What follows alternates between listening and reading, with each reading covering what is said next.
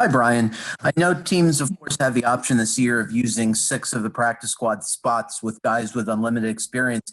Have you and Chris decided you still instead basically want to use it as a developmental tool for young guys instead? And I was sort of curious why you guys added a long snapper and are protecting him after drafting Blake. Has Blake struggled at all? The first part of that question was about the six veteran practice squad players, correct? Right. Yeah. Not. Just using them on young players as opposed to using them on older guys who can be stashed in case you have COVID issues. Well, Chris and I and the scouting staff and coaching staff, we've had several conversations about the practice squad. I think, like you said, it's definitely a place where we want to develop all players, whether they're practice squad or on the active roster. The development of players is important to myself, Chris, and everyone in this organization. So I would say that's kind of the thought process first and foremost. You can develop veteran players also. So I'm not, we're not taking that pool of players out of, we're not saying that they're not developmental players, but, for the most part, anyone who we feel like can help this team, whether they're a developmental player, whether they're a veteran, whether they're,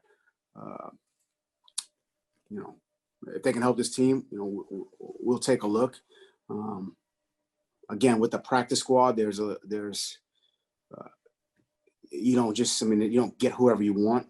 These guys have options to go to different teams. So, while you may think that we may have had some other conversations with players and felt like they had better places to, better options elsewhere. So, there's a lot that goes into it, Barry. I know you see what you see on the development on the practice squad, and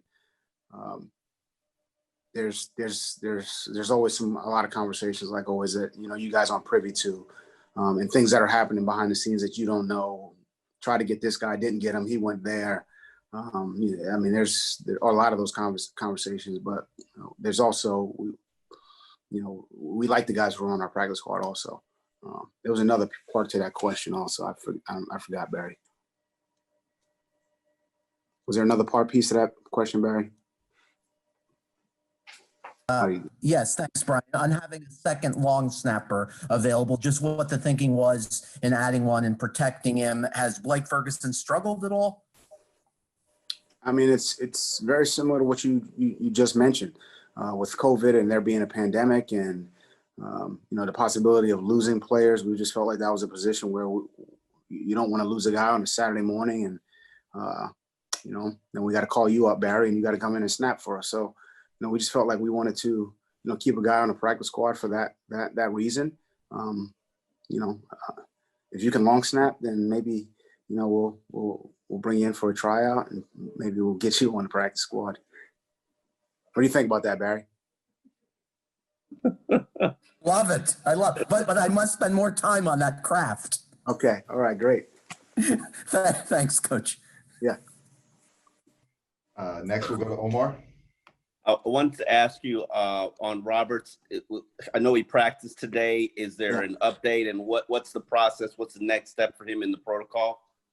Well, Roberts, he'll be out this weekend. So he's still in protocol. He practiced today.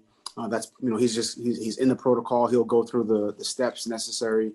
And we'll see about next week. Obviously, it's a short week next week also. So we'll see where we're at, from that standpoint.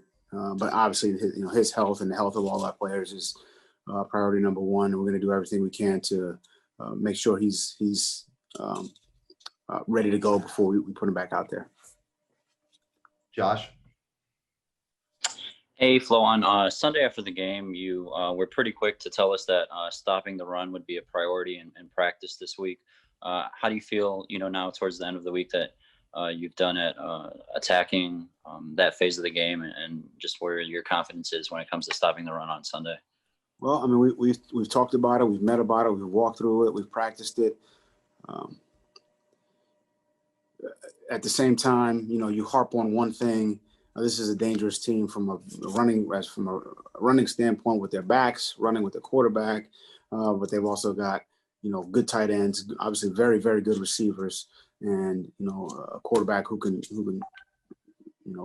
toss it all over the field. So while yes, we spent a lot of time on the run game, but we spent a lot of time on really a lot of areas, to include the pass game, the play action game, the screen game.